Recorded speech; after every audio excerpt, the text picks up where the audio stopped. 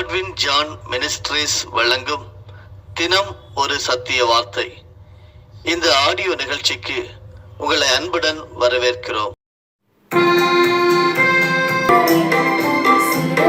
கிறிஸ்துவுக்குள் எனக்கு மிகவும் பிரியமானவர்களே, ஆண்டவரும் உலக இரட்சகருமாகிய இயேசு கிறிஸ்துவின் திருப்பெயராலே உங்களை வாழ்த்துகிறேன், வரவேற்கிறேன். தினம் ஒரு சத்திய வார்த்தை. இந்த நாளுக்குரிய தலைப்பு கோகு மாகோகு யுத்தம் 2. அன்பானவர்களே, கடந்த சில நாட்களாக உலகத்தின் முடிவும் இயேசுவின் 2ஆம் வருகையும் என்கிற தலைப்பிலே பாகம் 2 கடைசி பகுதியில் நாம் இருக்கிறோம். இன்றைய தினத்திலே பரிசுத்த வேதாகமத்தின் ஆதாரத்தின்படி இன்று நாம் தெரிந்து கொள்ளப்பட்ட வேத பகுதி என்னவென்றால், திவ்ய வாசகனாகிய யோவானுக்கு வெளிப்படுத்தின விசேஷம் 20வது அதிகாரம் வசனங்கள் 7 முதல் 10 முடிய வாசிக்கிறேன். அந்த 1000 வருஷம் முடியும் போது சாத்தான் தன் காவலிலிருந்து விடுதலையாகி பூமியின் 4 திசைகளிலும் உள்ள ஜாதிகளாகிய கோகையும் மாகோகையும் மோசம் போக்கும்படிக்கும் அவர்களை யுத்தத்திற்கு கூட்டிக் கொள்ளும் படிக்கும் புறப்படுவான். அவர்களுடைய தொகை கடற்கரை மணல் அத்தனையா இருக்கும். அவர்கள் பூமி எங்கும் பரம்பி பரிசுத்தவான்களுடைய பாளையத்தையும் பிரியமான நகரத்தையும் வளைந்து கொண்டார்கள். அப்பொழுது தேவனால் வானத்திலிருந்து அக்கினி இறங்கி அவர்களை பட்சித்து போட்டது. மேலும் அவர்களை மோசம் போக்கின பிசாசானவன் மிருகமும் கள்ள தீர்க்கதரிசியும் இருக்கிற இடமாகிய அக்கினியும் கந்தகமான கடலிலே தள்ளப்பட்டான். அவர்கள் இரவும் பகலும் சதா காலங்களிலும் பாதிக்கப்படுவார்கள்.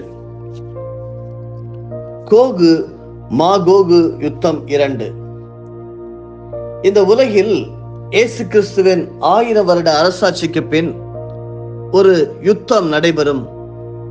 உலகில் நடைபெறும் கடைசி யுத்தமாக இது இருக்கும். பூமியின் ஜாதிகளாகிய கோகும் மாகோகும் இந்த யுத்தத்தில் பங்கு பெறுவதால் இதை 2ஆம் கோகு மாகோகு யுத்தம் என்று அழைக்கலாம். 1000 வருடம் இயேசுவின் ஆட்சி இவ்வுலகில் முடிந்த பின் சாத்தான் தன் காவலிலிருந்து விடுதலையாகிறான். 1000 வருட அரசாட்சியில் பங்கு பெற்ற ஜனங்களில் அநேகர் சாத்தானால் வஞ்சிக்கப்பட்டு அவன் பக்கம் சென்று விடுவார்கள். கடற்கரை மணல் அத்தனையான ஜனங்களோடு சாத்தான் எருசலேமை சுற்றி வளைப்பான். அப்பொழுது தேவனால் வானத்திலிருந்து அக்கினி இறங்கி அவர்களை பட்சித்து போடும். சாத்தானுக்காக ஆயத்தம் பண்ணப்பட்ட அக்கினி கடலில் இரவும் பகலும் சதா காலங்களிலும் பாதிக்கப்படும்படி சாத்தான் அதில் தள்ளப்படுவான். இப்படியாக சாத்தானின் முடிவிற்கு பின் புதிய வானம் புதிய பூமி உண்டாக்கப்பட்டு புதிய எருசலேம் பரலோகத்திலிருந்து இறங்கி வரும். இயேசு கிறிஸ்துவின் ஜீவ புஸ்தகத்தில் பெயர் எழுதப்பட்டவர்கள் மாத்திரம் அதனுள் பிரவேசித்து அவரோட கூட நித்தியமாக வாழ்வார்கள். அல்லேலூயா. அருமையானவர்களே, இயேசு கிறிஸ்துவின் ஜீவ புஸ்தகத்தில் உங்கள் பெயர் எழுதப்பட்டிருக்கிறதா? அதிலே உங்களுக்கு நம்பிக்கை இருக்கிறதா? அவரோடு நித்தியமாக நீங்கள் வாழுவீர்கள். அடுத்த ஒரு தலைப்பாக இந்த தினத்திலே இயேசு கிறிஸ்துவும் நீங்களும். இயேசு கிறிஸ்துவை ஆண்டவராக இரட்சகராக அறியாதவர்களாக நீங்கள் இருப்பீர்கள் என்றால் இன்னும் நேரம் தாழ்த்தாது அவரை ஏற்றுக்கொள்ளுங்கள். இயேசு கிறிஸ்து உலகில் உள்ள கிறிஸ்தவர்களை மட்டும் மீட்கும்படியாக அவர்களுக்காக மட்டும் சிலுவையில் ரத்தம் சிந்தி மரிக்கவில்லை. அருமையானவர்களே, 1 தீமோத்தேயு 2வது அதிகாரம் 6ஆம் வசனத்திலே சொல்லியிருக்கிற பிரகாரம் எல்லாரையும் மீட்கும் பொருளாக தம்மை ஒப்புக் கொடுத்த மனுஷனாகிய கிறிஸ்து இயேசு அவரே என்று எழுதப்பட்டிருக்கிறது. அதே அதிகாரத்திலே 4ஆம் வசனத்தில் எல்லா மனுஷரும் ரட்சிக்கப்படவும் சத்தியத்தை அறிகிற அறிவை அடைவும் அவர் சித்தமுள்ளவராய் இருக்கிறார் என்று வாசிப்பதிலிருந்து அவர் உலக மக்கள் எல்லாரையும் அவர்கள் எந்த பிரிவினராக எந்த நாட்டினராக அவர்களை இருந்தாலும் அவர்களை ரட்சிக்க விரும்புகிறார் என்பதை நாம் விளங்கியிருக்கும் என்று நான் நம்புகிறேன். மனுக்குலம் பாவத்தில் மூழ்கி கிடந்த போது நம்மை நேசித்ததினாலே இயேசு கிறிஸ்து பூலோகத்தில் ஒரு மானிடனாக பிறந்தார். அவர் இந்த உலகில் பிறந்ததன் நோக்கமே நாம் நித்திய நரகம் செல்லாமல் நித்திய வாழ்வு பெற்றுக்கொள்ள வேண்டும் என்பதற்காகவே. அருமையானவர்களே, பாவத்தின் சம்பளம் மரணம் என்ற நியாய பிரமாணத்தின் கீழ் அடிமைப்பட்டிருந்த மனிதனை மீட்க பரிசுத்தமான இரத்தம் சிந்தப்பட வேண்டியிருந்தது. எந்த மிருகத்தின் இரத்தம் சிந்தப்பட்டாலும் அது மனிதனுக்கு நிரந்தர மீட்பை பெற்றுத்தர முடியவில்லை. மனிதனை மீட்பதற்காகவே இயேசு கிறிஸ்து சிலுவையில் அறையப்பட்டார். அவருடைய பரிசுத்தமான இரத்தம் நம்மை மீட்கும்படி சிந்தப்பட்டது. அவர் மரித்து அடக்கம் பண்ணப்பட்டு 3ஆம் நாள் மரணத்தை ஜெயித்தவராக உயிரோடு எழும்பினார். ரோமர் 4 அதிகாரம் வசனம் 25 சொல்லப்பட்டிருக்கிறது, அவர் நம்முடைய பாவங்களுக்காக ஒப்பு கொடுக்கப்பட்டும் நாம் நீதிமான்களாக்கப்படுவதற்காக எழுப்பப்பட்டும் இருக்கிறார் என்று எழுதப்பட்டிருக்கிறது. இயேசு கிறிஸ்து இப்பொழுது பரலோகத்தில் ஜெய வீரராக வீற்றிருக்கிறார். இன்றும் இயேசு கிறிஸ்துவின் கல்லறை திறக்கப்பட்ட நிலைமையிலேயே வெறுமையாக இருப்பதே அவர் உயிர்த்தெழுதலை பறைசாற்றிக் கொண்டிருக்கிறது. கடைசி நியாய தீர்ப்பாகிய வெள்ளை சிங்காசன நியாய தீர்ப்பில் தங்கள் பெயர்கள் ஜீவ புஸ்தகத்தில் காணப்படாதவர்கள் அக்கினி கடலில் தள்ளப்படுவார்கள் என்று வெளிப்படுத்தல் 20 அதிகாரம் 15 வாசிக்கலாம். இந்த உலகமானது கடைசி காலத்தில் தேவனுடைய கோபாக்கினை எதிர்கொண்டு அழிந்து போகும் என்பது நிச்சயம்.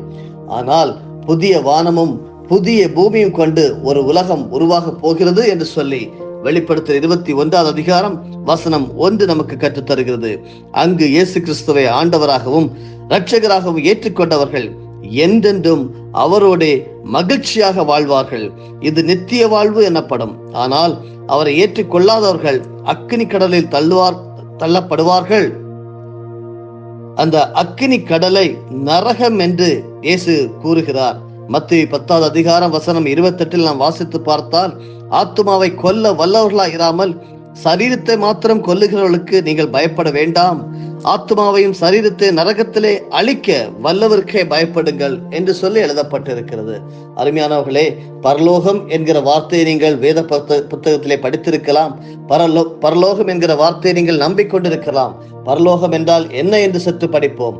மரணத்திற்கு பின் என்ன நடக்கும் என்ற எண்ணம் எல்லா மனிதனின் மனதிலும் தோன்றும் என்று இந்த தொடர் செய்தியிலே நாம் கற்றுக்கொண்ட அருமையானவர்களே, மரணத்திற்கு பின் ஒரு சந்தோஷமான வாழ்க்கைக்குள் நுழைய முடியுமானால் யார்தான் அதை வேண்டாம் என்று சொல்லுவார்கள். ஆனால் நிறைய பேருக்கு அப்படி ஒரு சந்தோஷமான வாழ்க்கை மரணத்திற்கு பின் இருப்பதும் அதை அடையும் வழி என்ன என்பதும் தெரியாமல் இருக்கிறது. இயேசு கிறிஸ்து நமது மரணத்திற்கு பின் ஒரு சந்தோஷமான வாழ்வை உண்டாக்கி வைத்திருக்கிறார். அதற்குள் நுழைவதற்கும் அவரே தான் வழி. அந்த வாழ்க்கை தான் பரலோக வாழ்க்கை. வெள்ளை சிங்காசன நியாய தீர்ப்புக்கு பின் இயேசு கிறிஸ்து தன் இரத்தத்தால் மீட்கப்பட்ட பரிசுத்தவான்களை நிரந்தரமான சந்தோஷம் இருந்த வாழ்க்கைக்குள்ளாக அழைத்து செல்வார். பரலோகத்திலிருந்து மிகவும் அழகான தேவனால் செய்யப்பட்ட புதிய எருசலேமாகிய பரிசுத்த நகரம் பூமிக்கு இறங்கி வரும். இயேசு கிறிஸ்துவின் ஜீவ புஸ்தகத்தில் பெயர் எழுதப்பட்டவர்கள் மாத்திரம் அதில் பிரவேசிப்பார்கள். வெளிப்படுத்தல் 22 அதிகாரம் வசனங்கள் 1 முதல் 5 வரையிலும் படிக்கிறேன். அதை வாசித்து பார்ப்போமா? வெளிப்படுத்தல் 22 அதிகாரம் முதல் 5 வசனங்கள். பின்பு பளிங்கை போல தெளிவான ஜீவ தண்ணீருள்ள சுத்தமான நதி தேவனும் ஆட்டுக்குட்டியானவரும் இருக்கிற சிங்காசனத்திலிருந்து புறப்பட்டு வருகிறது எனக்கு காண்பித்தான். நகரத்து வீதியின் மத்தியிலும் நதியின் இரு கரையிலும் 12 விதமான கனிகளை தரும் ஜீவ விருட்சம் இருந்தது. அது மாதந்தோறும் தன் கனியை கொடுக்கும். அந்த விருட்சத்தின் இலைகள் ஜனங்கள் ஆரோக்கியம் அடைவதற்கு ஏதுவானவைகள். இனி ஒரு சாபமும் இராது. தேவனும் ஆட்டுக்குட்டியானவரும் இருக்கிற சிங்காசனம் அதில் இருக்கும்.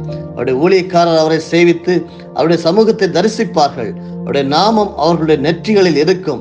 அங்கே ராக்காலம் இராது. விளக்கும் சூரியனுடைய வெளிச்சமும் அவர்களுக்கு வேண்டுவதில்லை. தேவனாகிய கர்த்தரே அவர்கள் மேல் பிரகாசிப்பார். அவர்கள் சதா காலங்களிலும் அரசாளுவார்கள். அருமையானவர்களே, இந்த வசனங்கள் பரலோகத்தின் அழகையும் சந்தோஷத்தையும் குறித்து விவரிக்கிறது. இயேசு கிறிஸ்துவே பரலோகத்தின் வெளிச்சமாகவும் ஆலயமாகவும் இருப்பார். இயேசுவின் நாமத்தை தரித்தவர்களாக அந்த பரலோகத்தில் சந்தோஷம், சமாதானம், ஆரோக்கியம் நிறைந்தவர்களாய் வாழலாம். இது ஒரு நித்திய வாழ்க்கை என்பதை மறந்து விடாதீர்கள். மரணமும் துக்கமும் வருத்தமும் அங்கு கிடையாது என்று வெளிப்படுத்தல் 21:4 நாம் படிக்கலாம். வெளிப்படுத்தல் 21:4 கூறுகிறது, அவர்களுடைய கண்ணீர் யாவையும் தேவன் துடைப்பார். இனி மரணமும் இல்லை, துக்கமும் இல்லை, அலறுதலும் இல்லை, வருத்தமும் இல்லை, முந்தினவைகள் ஒளிந்து போயின என்று விளம்பினது. என்னை கேட்டுக்கொண்டிருக்கின்ற அருமையானவர்களே, இப்பேற்பட்ட அழகும் சந்தோஷமும் சமாதானமும் நிறைந்த வாழ்க்கையை இயேசுவோடு கூட நித்தியமாக வாழ ஆசையா? அவருடைய இரத்தத்தால் கழுவப்பட்டு பரிசுத்தமாய் ஜீவித்து அவருடைய வருகையில் நீதிமானாய் காணப்படுகிறவர்களே, அவரோடு இந்த பரலோகத்தில் நீங்களும் நானும் நிச்சயமாகவே பிரவேசிக்க முடியும். இன்றைக்கும் அந்த நித்திய வாழ்வு இந்த உலகத்தில் நமக்கு கொடுக்கப்பட்டிருக்கிறது. தினந்தோறும் ஒரு ஆசீர்வாதமான வாழ்க்கை, பரிசுத்தமான வாழ்க்கை, கர்த்தருக்கு பயந்து வாழ்கிற வாழ்க்கை, அப்படிப்பட்ட வாழ்க்கையை நாம் வாழ்வோம் என்றால் அதுவும் ஒரு நித்திய வாழ்க்கை என்று சொல்லி நீங்கள், ஆசீர்வாதமான வாழ்க்கை என்று சொல்லி நீங்கள் எடுத்துக்கொள்ள வேண்டும். இந்த செய்தி, தொடர் செய்தியை நீங்கள் கேட்டுக்கொண்டிருக்கிற வேளையிலே உங்களுக்கு உலகத்தின் முடிவை குறித்து ஒரு தெளிவு உண்டாயிருக்கும் என்று நான் நம்புகிறேன். நீங்களும் இதை கேட்டு தற்செயலாக நடந்த காரியம் அல்ல, கேட்டது தற்செயலாக நடந்த காரியம் அல்ல. அருமையானவர்களே, இயேசு கிறிஸ்து உங்கள் மேல் அதிக அன்பு வைத்திருப்பதினாலே அவருடைய வருகையில் நீங்களும் அவரை சந்திக்க ஆயத்தப்பட வேண்டும் என்பதே அவருடைய விருப்பம். நீங்கள் என்ன முடிவு எடுத்திருக்கிறீர்கள்? சிந்தியுங்கள், செயல்படுங்கள். ஆண்டவர் உங்கள் ஒவ்வொருவரையும் ஆசீர்வதிப்பாராக. ஜெபிப்போம். பரலோகத்தின் அன்பு தகப்பனே, ஆண்டவராகிய இயேசு கிறிஸ்துவின் மூலமாக வருகிறோம். உலகத்தின் முடிவின் இயேசுவின் 2ஆம் வருகையும் பற்றி அழகாக எங்களுக்கு போதித்து தந்தீர். ஆண்டவரே, தற்செயலாக நடந்த ஒரு காரியம் அல்ல. எங்கள் மேல நீர் அதிக அன்பு வைத்திருப்பதனாலே அந்த நித்திய வாழ்க்கையை நாங்கள் அனுபவித்து வாழ வேண்டும் என்று கற்றுத் தந்திருக்கிற ஸ்தோத்திரம். தொடர்ந்து எங்களை நற்ஜீவிகளாக ஆசீர்வாதத்தின் வாழ்க்கை அனுபவிக்க உதவி செய்யும். இயேசுவின் மூலமே பிதாவே, ஆமென். என் ஆத்துமாவே கர்த்தரை ஸ்தோத்தரி, என் முழு உள்ளமே அவருடைய பரிசுத்த நாமத்தை ஸ்தோத்தரி. என் ஆத்துமாவே கர்த்தரை ஸ்தோத்தரி, கர்த்தர் செய்த சகல உபகாரங்களையும் மறவாதே. ஆமென். நாங்கள் மனமாற ஆசீர்வதிக்கிறோம்.